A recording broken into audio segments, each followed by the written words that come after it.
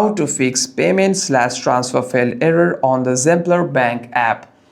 When this kind of problem occurs, there are highly chances of three things happening.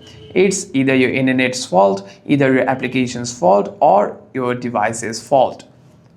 First, we need to check if the internet connection is actually working. Swipe down on the control center and make sure your Wi-Fi or cellular data is turned on and is connected to a secure network. By doing so, you shouldn't be having any internet issues. And after that, you want to check if your account is actually valid or not. If you're having problem on the application, you want to go to the website. First, go to your browser, and here on the Google, you want to type in Zempler Bank. After that, you want to tap on the Zempler Bank website, and here simply tap on this login option over here. After that, you want to type it out information over here and simply tap on login. And if you are able to log in onto the website, that means your account doesn't have a problem making transactions.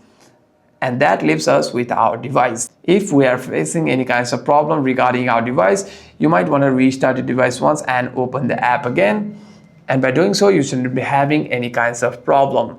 However, if you do still have any problems, you can simply go to their customer support and make an appeal about your problem over there.